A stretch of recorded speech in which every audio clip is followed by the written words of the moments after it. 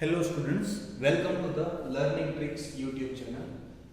From this video, we are starting our chapter number 6 of class 9th, that is lines and angles. In this video, I'll give you a brief introduction about this chapter. So, let us start with this chapter. Before coming to 9th standard, you had learned many of the geometry chapter. Geometry means earth measurement. अर्थ के ऊपर जो जो shapes होते हैं उन सब का measurement करने के लिए हम बहुत सारी प्रॉपर्टी का यूज करते आ रहे हैं 7th 8th स्टैंडर्ड से। बट वो सभी प्रॉपर्टी अब तक कभी भी हमने प्रूव नहीं की है कि क्यों ऐसा होता है।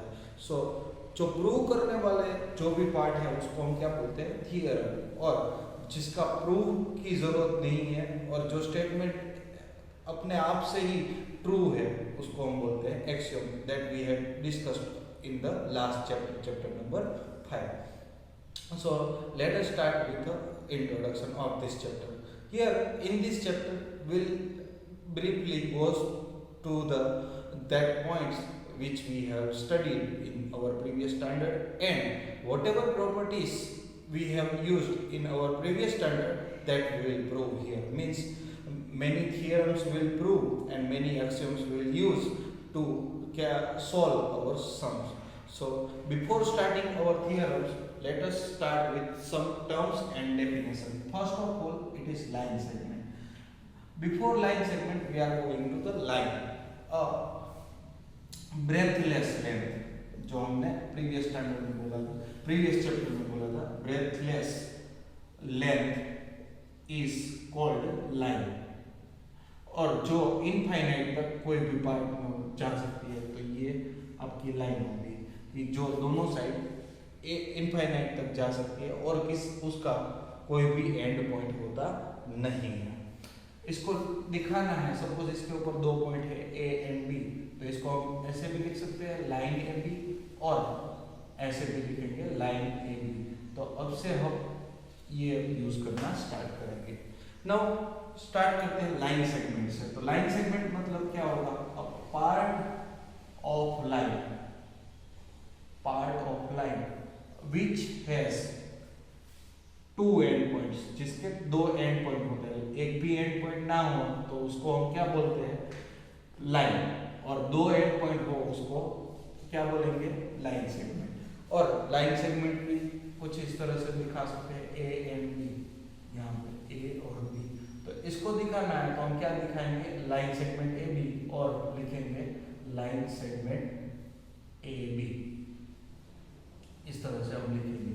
ओके, इसके ऊपर सी पॉइंट है तो भी अगर सी बी पार्ट है तो इसका मतलब खाली सी बी इतना ही होगा, बट हमें दिखाना है तो एंड पॉइंट से ही दिखा सकते हैं ए बी। सिमिलरली रे क्या होगा, which has only one and point is called रे, जिसका एक ही एंड पॉइंट हो। जैसे टॉर्च में से आप स्टार्ट करते हो तो एक ही साइड लाइट है वो ट्रैवल करेगी, तो ये हो गया हमारा रे। तो रे लिखने के लिए जो इनिशियल पॉइंट है, जो आपका एंड पॉइंट है, वहां से स्टार्ट करते हैं वो एंड पॉइंट होगा, और जिस साइड जा रहा है उस साइड आपका एरो रहना चाहिए। या तो हम लिखते हैं इसको रे ए बी, बट अगर बी एंड पॉइंट है, यहाँ बी होता है और यहाँ ए है, तो इसको बी ए लिखते हैं, या तो रे बी ए लिख सकते थे। Now collinear points. Collinear points मतलब क्या होता है, आपको पता है कि प्रीवियस चैप्टर में हमने बताया था कि कोई भी दो पॉइंट में से तो मैक्सिमम एक ही लाइन पास हो सकती है।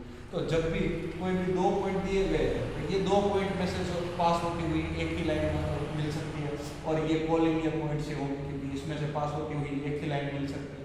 बट अब हम दो से ज्यादा पॉइंट की बात कर रहे हैं, 3 पॉइंट की बात कर रहे हैं। अब 3 पॉइंट्स, 3 और मोर देन 3 पॉइंट्स, या तो उससे ज्यादा पॉइंट की बात कर रहे हैं, more than 3 points are on same line, then we can say they are collinear points. जैसे कि 1 2 3 4 इस तरह से ये है, और इसमें से पास होती हुई एक ही लाइन मिल रही है, तो ये चारों क्या हो जाएंगे, collinear points. The points which are not on one line one line are called non collinear points.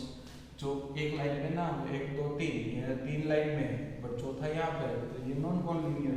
Similarly एक दो तो तीसरा यहाँ पे, तो ये दोनों लाइन में है बट तीसरा है उसके ऊपर नहीं है, तो ये नॉन कोलिनियर पॉइंट्स हो गए। नाउ एंगल की बात करते हैं। Two rays which have one common point or one common end point is called angle. दो टू डिफरेंट रेज, दोनों अलग अलग रेज होने चाहिए जिसका एक कॉमन एंड पॉइंट होना चाहिए, उसको हम बोलेंगे एंगल्स। जैसे कि एक रे हमारे पास ओ ए है, ये ओ ए, और दूसरा रे है ओ बी, यहाँ पे है ओ बी, तो दोनों का ये कॉमन एंड पॉइंट हो गया और दोनों ये आपके रे हो गए। तो दोनों रे के बीच में जो बन रहा है उसको हम क्या बोल रहे हैं, एंगल। और इसको दिखाएंगे कैसे, एंगल बी ओ ए या तो एंगल ए ओ बी, जिसमें से ये दोनों रे है उसको क्या बोल सकते हैं हम, आर्म्स। क्या बोलेंगे, आर्म्स। एंड जो एंड पॉइंट है उसको हम क्या बोलेंगे, वर्टेक्स। एक एंड पॉइंट होता है तो उसको ही वर्टेक्स बोलेंगे, मतलब एक ही इसका वर्टेक्स हो सकता है। अब उसके मेजरमेंट के हिसाब से एंगल कितने टाइप के हो सकते हैं। तो एंगल सबसे पहले अगर दोनों रे एक के ऊपर दूसरा रे है तो ये एंगल 0 डिग्री वाला हुआ, ये 0 डिग्री हो गया।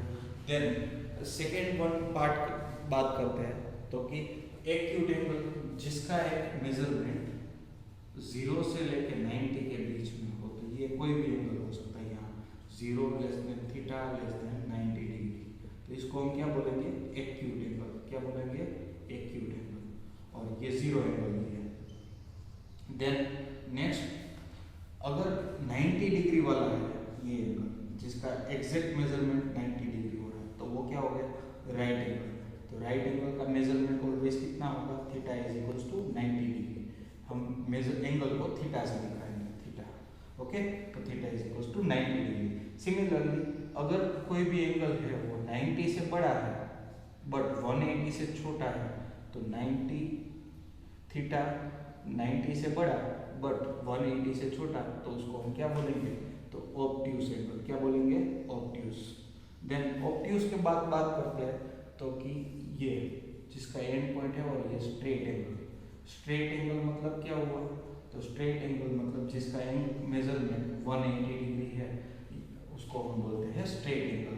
और एक बाकी रह जाता है, तो वो मैं यहाँ पे दिखा रहा हूँ, ये बड़ा एंगल जो है वो, तो वो एंगल कौन सा है, तो थीटा है। 180 से बड़ा बट 360 से छोटा, 180 से बड़ा 360 से छोटा, उसको हम क्या बोलेंगे, रिफ्लेक्स एंगल। क्या बोलेंगे, reflex angle. So I hope all of you are clear with the terms that and all angles. First 0 angles, second one acute angle, third one it is right angle, fourth one it is obtuse angle. Obtuse angle के बाद next is straight angle and straight angle के बाद reflex angle, और सबका measurement भी आपको पता होगा। नेक्स्ट बात करते हैं कॉम्प्लीमेंट्री एंगल, जो आपसे ऑलरेडी याद है कि when two angles sum, the sum of two angle is 90 degree. दो एंगल कोई भी है उसका सम है वो 90 डिग्री हो रहा है, then we can say they are complementary angles. Complementary angles. Similarly supplementary angles, दो का sum, the sum of two angles are 180 degree. दोनों का टोटल अगर 180 हो रहा है तो वो सप्लीमेंट्री होगा, 90 डिग्री हो रहा है तो कॉम्प्लीमेंट्री एंगल्स होंगे। नाउ एडजेसेंट एंगल्स की बात कर रहे हैं। एडजेसेंट एंगल्स किसको बोलते हैं, कि दो एंगल जिसका एक आर्म है वो कॉमन होता है and other non common arm are on different side of the common arm, then we can say this two are adjacent angles. यहाँ पे नाम दे देता हूँ ए बी सी और डी। देखो डेफिनेशन पहले बता रहा हूँ। If two angles having one common arm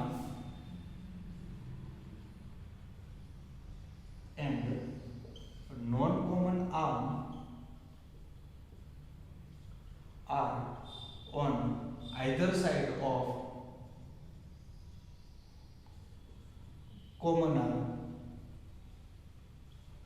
then two angles are called adjacent angles. adjacent angles. देखो यहाँ पे फिर से ये जो डेफिनेशन बोली है वो मैं समझा देता हूँ. इफ टू एंगल्स, तो एक ये एंगल और दूसरा ये angle A B C and C B D having one common arm, यहाँ पे ये बी सी है वो कॉमन आर्म है, एंड नॉन कॉमन आर्म, तो नॉन कॉमन बी टी और ए बी की बात हो रहा है, are on either side of common arm, तो दोनों साइड एक एक होना चाहिए, देन ये दोनों एंगल है उसको हम क्या बोल सकते हैं, एडजेसेंट एंगल्स. बट अब देखो यही हम ले रहे हैं, इसमें एक एंगल ये ले रहा हूँ और एक एंगल ये ले रहा हूँ, तो देखो कॉमन आर्म ये हो गया, बट ये दोनों एक ही साइड है, दोनों एक साइड होने नहीं चाहिए, दोनों अलग अलग साइड होने चाहिए, तो ये एडजेसेंट एंगल्स नहीं है, ये एडजेसेंट एंगल्स है. क्लियर. नाउ लीनियर पेयर की बात कर रहे हैं, तो टू एडजेसेंट एंगल्स, दो एडजेसेंट एंगल्स है इन विच non-common arms are making straight line, then they are called linear pair. They are called linear pair.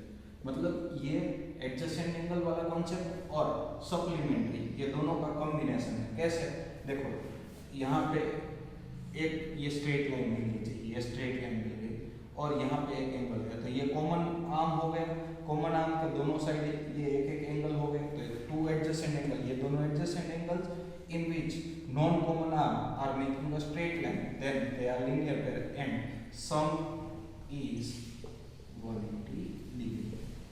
Okay, so this is a linear pair. And vertically opposite angle, when two lines intersect each other at single point, then vertical we can have two vertically opposite angles pair. So if I am talking about A, O and B and C and D, then AOC and BOD, this is a one pair of vertically opposite angle, and AOD and BOC is another pair of vertically opposite angle.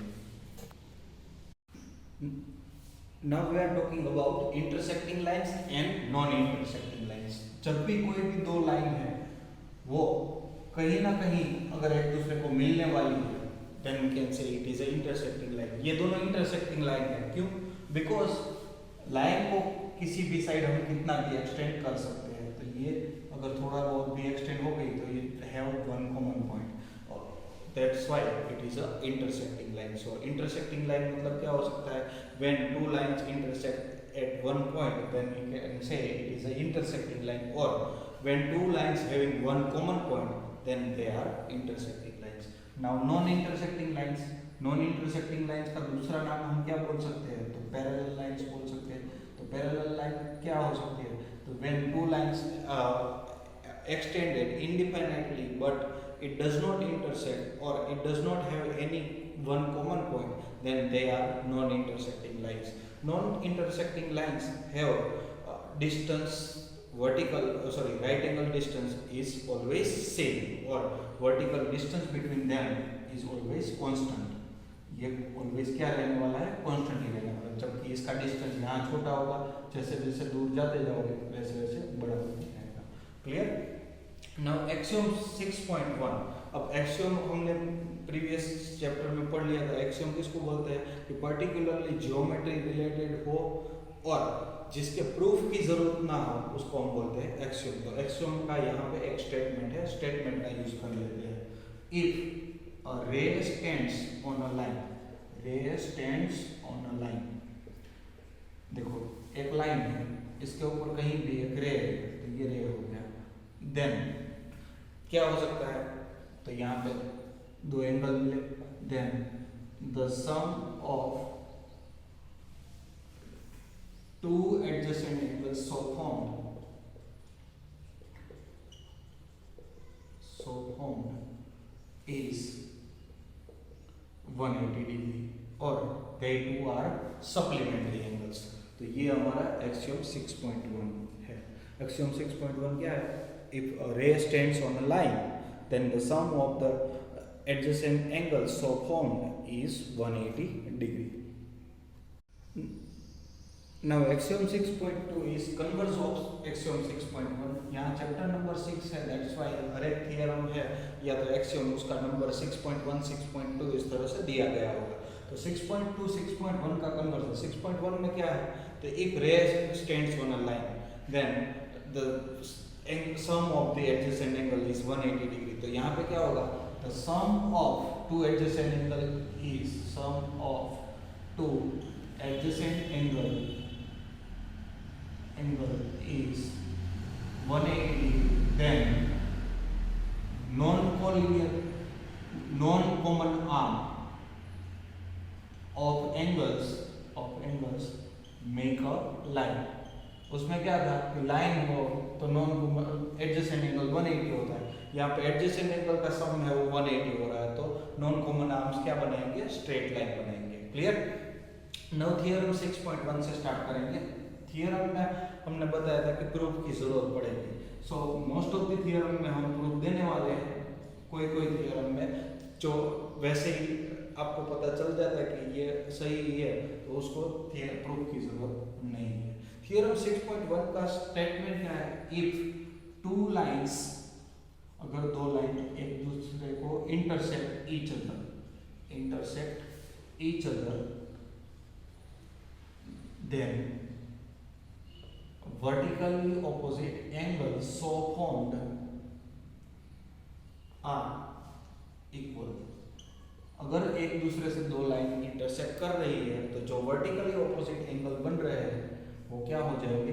Equal. तो कोई भी theorem prove करने के लिए आपको एक तो given to prove ये लिखना है और बाद में प्रूफ इस तरह से स्टार्ट करना है, तो थियरम आपको पूरे मार्क्स मिलेंगे, अदरवाइज पूरे मार्क्स मिलेंगे नहीं। सो यहाँ पे ये स्टेटमेंट लिखने, अगर स्टेटमेंट दिया गया है तो कोई प्रॉब्लम नहीं है, स्टेटमेंट नहीं दिया गया तो हाफ मार्क्स इसका होता है। गिवन और टू प्रूव का हाफ मार्क्स होता है, प्रूव और प्रूफ का बाकी के मार्क्स होते हैं।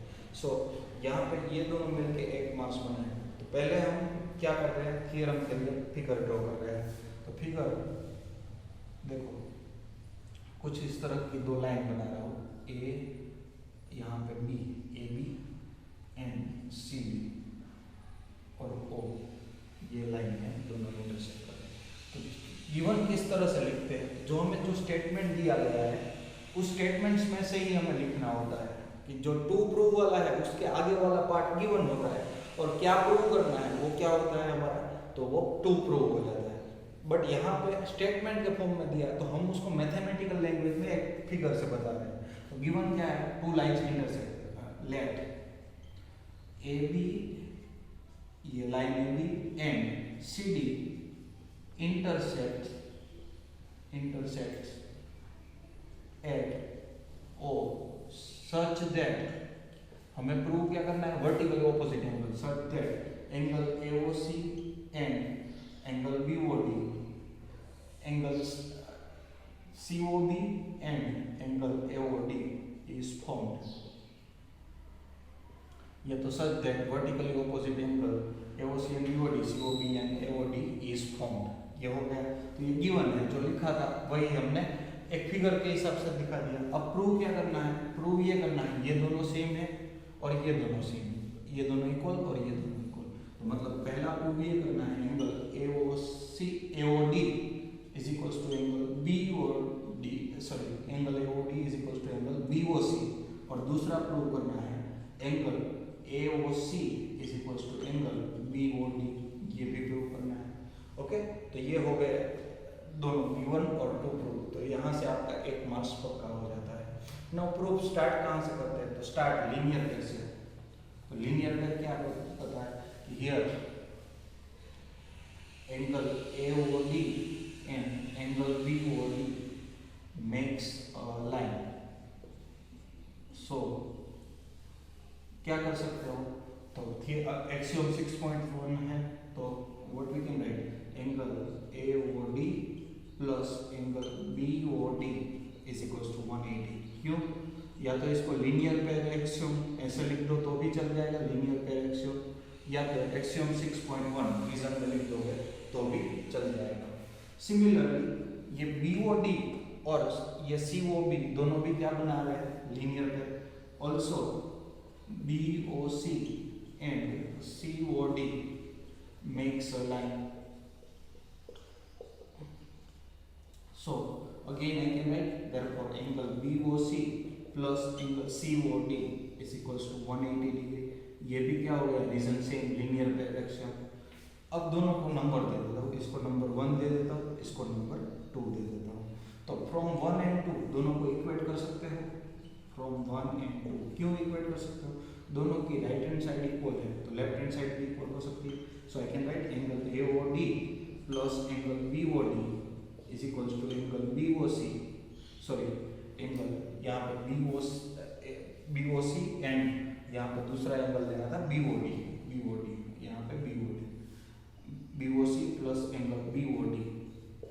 जो एक कॉमन एंगल रखना है आपको दोनों में से, एक ये और ये लिया तो बाद में ये और ये लेना है, ओके। तो BOC प्लस BOD ये हो गया। नाउ क्या करना है, दोनों में AOD एज इट इज रहेगा is equals to BOC as it is रहेगा प्लस BOD, ये तो था ही, बट यहाँ से जो BOD था वो ऑपोजिट साइड गया, माइनस BOD हो गया। सो ये दोनों कैंसिल हो जाएंगे। So I can write angle AOD is equals to angle BOC, hence proved. ये पहला प्रूव हो गया। फिर कौन सा, AOD वर्गमूल। सिमिलरली ये फिर से यही प्रोसेस रिपीट करोगे तो दूसरा भी रिपीट हो जाएगा, प्रूव हो जाएगा। कैसे, ये और साथ में ये ले लेना, ये और ये ले लेना, तो ये वाला दोनों में से निकल जाएगा, तो ये दोनों प्रूव हो जाएंगे। So this is our theorem 6.1 और इसका यूज करके हम एक्सरसाइज 6.1 है वो सॉल्व करने वाले हैं।